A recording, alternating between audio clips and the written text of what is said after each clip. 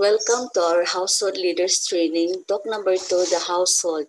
So, i-discuss na to diri unsay purpose sa household, dynamic, and leadership. So, ang household is a grouping of members nga magkita regularly during the week, no? Para na sila personal sharing, mutual support, and encouragement in the Christian life. So, ang purpose sa usa ka household group is to build an environment for the support of the Christian life of the members. It builds faith and provide mutual encouragement through sharing. So diri sa atong household, mutubo o mulambo gid ang ato ang Kristohanon with the God's practical wisdom. And it also provides friendship and sisterhood. So na diri pod sa ato ang household, ato gyung matagamtaman ang real friendship and sisterhood. It also provides support for one another. If ever na kay mga ginagmayng problema, diha sa household pod makatabang pod ang imuhang mga kauban. If ever na ay nasakit or na hospital, naatay mga kauban sa community nga nagwork sa CHAM, so at least makagiya nato unsaon nato pag process or pag-fail anang mga benefits no gikan sa gobyerno. And it also helps people overcome obstacles, growth in the Christian life. So dili pod sa household maato pong ma-overcome og unsang mga babag nato nga mutubo og mulambo ato ang Kristohanon nga kinabuhi. Then unsa may composition sa usa ka household group? The household group composed of 4 to 7 members nga included na ang household head. So after sa Christian Life program, normally i-compose na sila og usa ka household group. Mahimon ana silang usa ka household group. Then the succeeding year naagid tay normal nga reorganization. So unsa man ang household head? Ang household head, siya ang gi-appoint to take care of the household group. So ang role sa usa ka household group, siya ang gi-designate to oversee the members of the group, no? Siya ang mag-monitor sa attendance, siya pod ang magplano unsay sharing, discussion, unya diha siya pod ang responsible nga diin ang grupo na adyoy honor and respect, no? Naagi kanang maayong relasyon. So she acts like an older sister of the group. Siya gyud ang establish og strong personal relationship with one another. So ang head, ang household head, siya gyud ang magbanding sa grupo. She helps each member to fully integrated into the household group. So siya pod ang responsible diin ma-feel sa mga membro nga ay kanang handmaids na jud ay ko, ako jud ining grupo, no? Kada bang ma-feel na nimo ba nga kapamilya na gyud mo. Then she has no authority over the members' lives. So dili tamang nilabot sa kinabuhi, no, personal life sa ato ang membro, but we exercise concern especially in the area of righteousness and good order. Mangilabot lang ta sa area sa righteousness of good order. And she supports the life of the community and the decision of the elder. So being a household head, siya ang mo download dito sa mga membro og unsay mga instruction gikan sa ato ang mga elder, no? Dili siya dili niya himuon iyang household meeting or anha siya sa household group niya isulti ang mga disagreement sa iyang unit head or sa iyang chapter head, manaway siya, whatever, no? Dili gamiton ang ato ang household group din anha ka manaway. Okay? Kung dili mauna siya venue or nga na kang magsulti og mga maayong butang adto sa imong grupo. So unsa may attitude sa usa ka household head? So ang household head, she must have the mind and heart of a servant.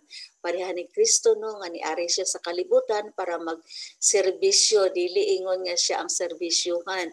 She should be obedient to the Lord. Kay gitahasan man siya, gi-anoint siya sa Ginoo nga siya ang motaker sa mga membro.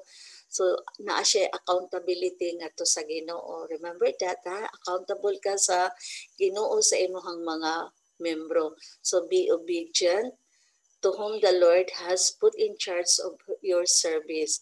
And she must look upon the members upon her as being given by the Lord.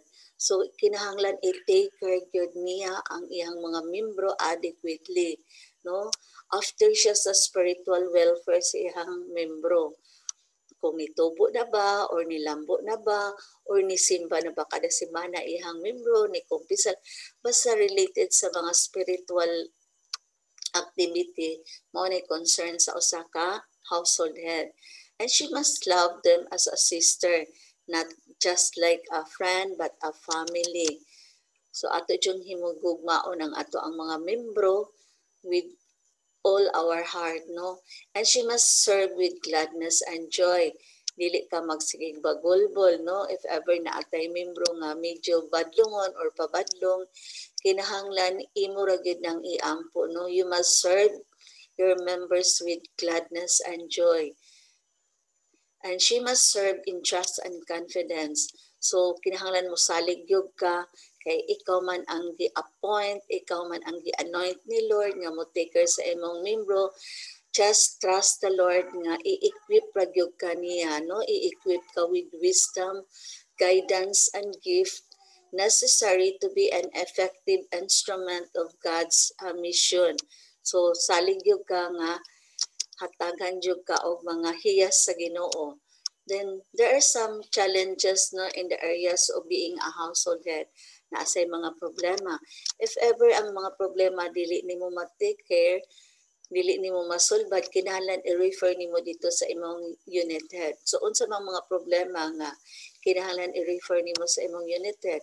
Serious relationship problem among the members. If ever ang mga membro na ay mga conflict, no, maobitaw na nga kung natay mga membro nga managsuon or silingan nga dugol jud kaayo, i-avoid jud na sila nga igrupo na sila kay kanang naanyay mga moment nga mag-away sila, so maapektuhan jud ang mga membro, no, madala gyud diha sa inyong household. Then issues of pastorally effect in the unit kanang maghuwam-huwam, no, o kwarta ngadto sa laing grupo, gi-avoid jud na nato. Then unfaithfulness of the members sa prayer meeting, kanang mga membro nga magsigig absent or magsigig ka late or kanang dili motukan sa tinuod nga nang na-absent siya or minus gid ang ihang passion, no, nga mo appeal sa prayer meeting. So kinahanglan imo nang isulti sa imong unit head kay para madesisyon na og unsay buhaton.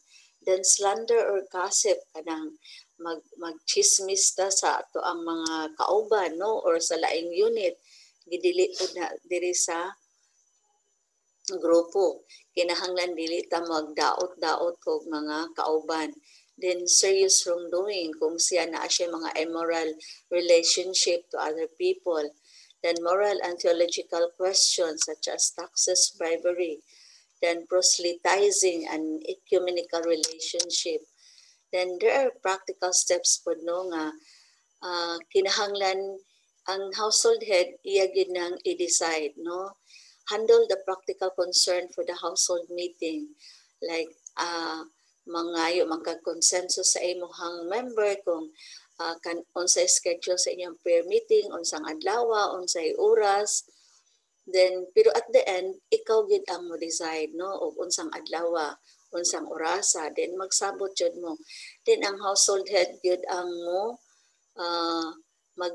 mag-prepare sa topic discussion unsay i-share during the prayer meeting. So kinahanglan mag-andam gid ang household head or mag-prepare gid siya ani. Then drawing out a withdrawn member, kung naatay membro nga kanang dili pa gyud hiyang mo worship, dili pa hiyang mo share, so ikaw mangita jud kag as a leader or a household head, mangita jud kag paagi. Regulating over the sharing member, so naako tay membro nga kanang sobra jud kay ka istoryador ba, no, halos siya na lang tanan mo istorya during the sharing time. So ikaw ka mao jud ka mo control ana, i-regulate gyud na nimo nga tag 10 minutes ra gyud ta ha para ang uban maka-share gyud sa ilahang sang mga problema or mga life experiences related sa inyong sharing question. So how to stop gossip in the meeting? So as a leader, kibaw gyud ka kung kanus ani mo undangon or stop ang membro nga magsigig panlibak. Bringing discussion to the agenda. So kinahanglan og unsay agenda og unsa gyud inyong dapat istoryahon kay usahay ra ba kaning naitay membro nga mo share no nga malahi na maadto na siyang problema ang sharing. So kinahanglan imo nang i-control nga mo balik ta sa question guide sa sharing. Okay, then number 2, unsay buhaton sa usa ka household head. Kinahanglan ang household head makaila gyud si ang membro no, kinahanglan mo take note gyud siya kung kanos unsa iyang address, unsa iyang cell number, pila ka iyang anak, kano sa ilang anniversary if ever buhi pa iyang bana, unya kano sa iyang birthday. Kinahanglan sensitive gyud ang usa ka household head mo take note sa mga kanang special events sa kinabuhi sa usa ka membro. And ikatulo, the household head should be prayerful, no? Kinahanglan i-appeal niya pag-ampo ang iyang mga membro no during sa ihang prayer time. Kinahanglan mag-ampo sa siya before going to the prayer meeting or especially on the day of the prayer meeting. Unya mo pray over po siya sa iyang mga members kung naay mag-birthday, naay mag-anniversary, or naabay na sakit, no, mag-pray over po siya. Then ang ikaapat, be prepared and have an agenda. So kinahanglan na adyo kay agenda sa imong prayer meeting. Dili pwedeng mag-instant. Kung unsa la imong mahinumduman, kinahanglan mag-andam ka sa imong mga worship song. Kinahanglan imong i-advisean ang mga member nga mao ni atong kanta para ma-practice. Imo ba silang padadaan og YouTube, and then naadyo kay unsa imong i-discuss, unsa imong kay question guide sa inyong sharing. So ready lang gyud ka, no? Then unsa imong mga announcement, whatever mga activities sa chapter. Then focus on the spiritual growth of the member rather than on the problem. So mo focus ta sa espirituhanong kinabuhi, no, or ihang mga improvement sa ihang spiritual activity. Be sensitive to the personal problem. Pero sensitive ta sa iyang mga problema, pero we would rather discuss more sa ihang mga spiritual activity. Get the group to make agreement to one another, no, regarding the time of prayer meeting, sa punctuality nga kinahanglan 15 minutes ra ang waiting time, the right way of speaking about others, kung kinahanglan courteous ta to one another, no, dili ta magjaga-jaga, or kinahanglan atay respeto, wala tay kanang mga negative humor, and many others, no. Always work on the faithfulness of the members. Kinahanglan ang attendance gyud na maoy importante, no. That is the members' commitment, and it is a must, no. Kinahanglan kanang mo attend gyud ang mga members kanunay, unya punctual pud sila sa prayer meeting time. Refer all the frequent absentees to your unit head. So katong mga member nga magsigig absent or magsigig ka late or wala gyud passion, no, sa ilahang prayer meeting, kinahanglan imo nang isulti ngadto sa unit head, no, i-update gyud nimo siya. So always be on the lookout of the potential leaders. So being a leader, a household head of the group, kinahanglan mag-observe na ka sa imong mga member, kinsay maay mo worship, kinsay naay leadership, kinsay nindot mo sulti. So imo na silang i-observe, no. And then imo sang i-inform ang imong unit head para kung naay opportunity, imo siyang matap ang imong membro or mahatagan nimo siya mga trabaho diin ma-improve or ma-enhance og maayo ang iyang leadership. Then look upon in his steps. So naasay naay mga libro nga baligya sa ato ang center, like in his steps na ani siya mga readings, no, mga gospel reading every day, unya natay Ablaze pastoral tools diin naay mga prayer meeting, mga guide bitaw sa atong prayer meeting, unsay mga topics sa ato ang prayer meeting. So naasa tay guide jud, no, naatay pastoral tool. So study and read especially the books we publish. So sa atong community na ay mga spiritual books po. So maayo po na ikaw being a leader, ma-update po ka, mo palit po ka, then mabasa po ka. Then do not use the household meeting to ventilate your own personal problem. Ayaw himua ang imong household group, diin anha ka magsigigsulti sa imong personal problem. Never do it good, no? Kinahanglan ang imong mga problema, ang imong mga personal problem, adto ra na nimo isulti ngadto sa imong upper or ngadto sa imong unit head, dili sa imong downline, dili sa imong mga membro. Pwede ra ka maminaw sa mga problema sa imong membro, but never ikaw mosulti sa ilang mga problema. Pwede ra ka mga hinagmay pero dili ka adto gyud nimo isulti. For any reason you feel you cannot do your job as a household head, if ever gikapoy na ka being a household head or dili nimo kaya, please isulti sa imong unit head. Ayaw biyai ang imong membro or ayaw sila pasagdi ka. Remember, you are accountable to the Lord. Dili sa imong leader kundi sa Ginoo gyud, no? So unsa may attitude sa usa ka membro, a household member. So ang membro kinahanglan na siya openness, no? Open siya sa iyang mga personal problem or whatever it is, no? Then naay confidentiality. So dira sa grupo atong hinumduman nga whatever nato gi-discuss or giistoryahan sa grupo, confidential or anharagin na ako to. Then faithfulness, kinahanglan ang ato ang membro faithful siya, no? Naa siya commitment sa ato ang prayer meeting, mo-appeal siya faithfully gyud sa ato ang prayer meeting. Then faithful po siya sa iyang prayer time, ampo siya kada adlaw. Participation, mo participate siya sa worship, mo participate siya sa kanta, no, sa worship song. Then love, naagid siya passion gid unta nga ma-appeal sa ato ang prayer meeting. Mahigugma na gid unta siya or mingawon gid unta siya sa household group. So kinahanglan naagi attitude ang usa ka membro, no? Openness, open siya during the sharing, no? Mo participate gid siya. Unya na siya faithfulness, mo appeal gid siya sa prayer meeting kada semana. Then mo participate og naagi siya passion, no? Mahigugma gid siya sa grupo. So ang attendance, so each member is expected to attend the weekly meeting as part of their commitment in the handmaids of the Lord. Then ang household head mo follow up if ever the member is absent. I-monitor niya, sis nganong na-absent man ka, ayaw jud biyain nganong na-absent siya.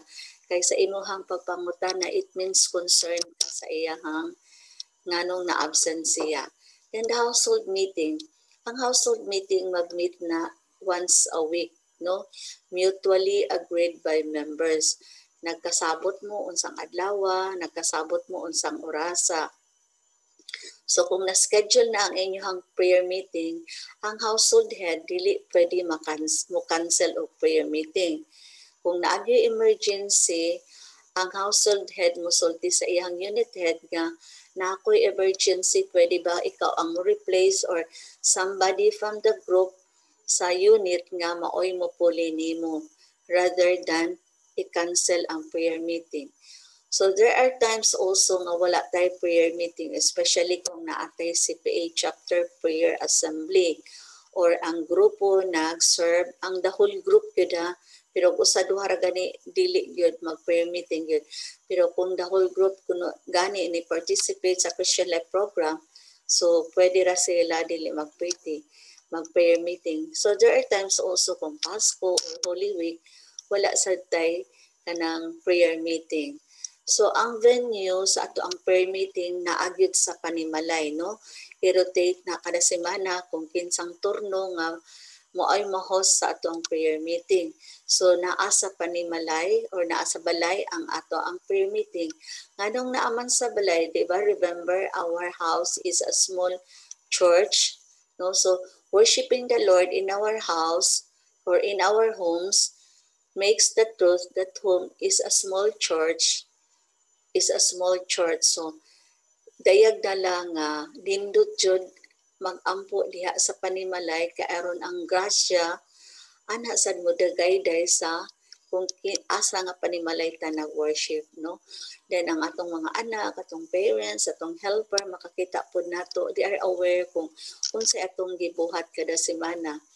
Ug ang pag-worship po diha sa panimalay, that is an effective tool for evangelization para ang atong mga silingan or atong mga kaila makakita, no? So that's one way makaingon sila, ay nindot man di ay ng ilahang prayer meeting. So unsa may ingredients sa usa ka household meeting? So ang usa ka household meeting na ay worship and prayer, no? Na-assign time for sharing and discussion. So naapoy time for fellowship. So ang worship mga 30 minutes, then teaching and discussion and sharing naapo tay 60 minutes, then 30 minutes for fellowship. Kay og naana tay physical prayer meeting, naaman siya na kaon-kaon, no, nga ginagmay. Pan ba, natay snack. So, gi-allocatean po na siya of 30 minutes. So, as much as possible, ang household prayer meeting mo start kina sa agreed time. Dili ta maghuwat sa katong tao nga dili maabot, no? If necessary, basin pag ang household head o ang membro or ang host ray naa, mo start kita sa ato ang prayer meeting. So ang topic for the first year, especially for the new members, i-review to ang Christian Life Program, no? Katong 3 months nga gidiscuss sa Christian Life Program. Then ang follow-up, then na ay covenant orientation, then after that 3 months natay handmaids enrichment retreat. So naatay enrichment retreat. So aside anang prayer meeting, kada buwan naatay CPA, Chapter Prayer Assembly. So kung naatay Chapter Prayer Assembly, wala tay prayer meeting. Then the second week, pwede ta, ang topic for discussion is the personal sharing. Then the third week is the Bible sharing. Then ang ika-fourth week, mauto ang teaching, no? Nganla na nato cluster teaching assembly. Ang ika-fourth week, no? Maghiusap ta sa ato ang, kung pila ka chapter ang usa ka cluster, magpundok ta diin na atay teaching. So unsa may relation sa unit head ngadto sa iyahang household head. So ang household head kinahanglan mo report, no, ug unsa nay status sa mga member ug unsa nay development sa mga member ngadto sa iyang unit head. Unya ang household head po mo receive og pastoral guidance and direction, no, ug unsa unya paghandle ang iyang member. So every now and then, ang unit head o ang household head mag-meeting yun, no? Mag-update yun o unsa nay status sa ilahang membro. Then, mo discussion on faithfulness in attendance and resolution of the problem. If ever na akay mga membro nga unfaithful kay sa ilang attendance, imo pud nang isulti ngadto sa kuan or basin makatabang ang imuhang unit head sa imong problema. Discussion for training sa potential leaders. So kung naay mga training, mga CLP training or whatever nga opportunity, no, diin ang imong membro nga naay potential nga leadership, so maka-appeal siya, maka-join siya. Then ang og some other administrative matters, no, especially in preparation for the Christian life. So mauna ang i-discuss sa sa unit head ngadto sa iyang household head. So ang household head mo update ngadto sa iyang unit head. Are the members relating to one another well? So unsa man, kumusta man ang mga membro? Kanang naana ba sila, na-integrate na ba sila sa ilang grupo? Open na ba sila? Naana ba'y passion, no? Naana ba sila love to one another? Are they free to share with one another? So open na ba sila sa ilang sharing? Mo share na ba ang tanan? Mo participate na ba sa worship? Do they worship freely together? Mo worship na ba ang mga membro? How is their general attitude towards the community? Dili ba sila manaway? Kumusta ang ilang prayer time? Naaba ka na bang diligent ba sila sa ilang prayer time? Kada adlaw ba gyud? Musimba ba sila kada semana? Sa kada Domingo? Then kumusta man ilang relationship, no? Kanang mutahod ba sila sa household head or dili ba sila manaway sa unit head. So kinahanglan ang household head mo update gud aning mga sitwasyon ngadto sa iyang unit head. So there are also group activities, no? Pwede po ang grupo mo attend og healing session, di ba, na may uban no pareha tong Father Suarez nga naay healing session sa church. So pwede po ang imuhang grupo mo attend pod ana para mutubo pod kay nindot bang pod na ang healing session sa mga pare, no? Intercessory prayer. Normally sa ato ang chapter, kada chapter na ay intercessory prayer. So pwede ra gyud imong i-invite ang member nga mo join kay mura man ni siya extra mile na ang intercessory prayer. Then one-on-one, so naa sa time moment nga mag one-on-one ta sa ato ang mga membro. Schedule lang yun na siya.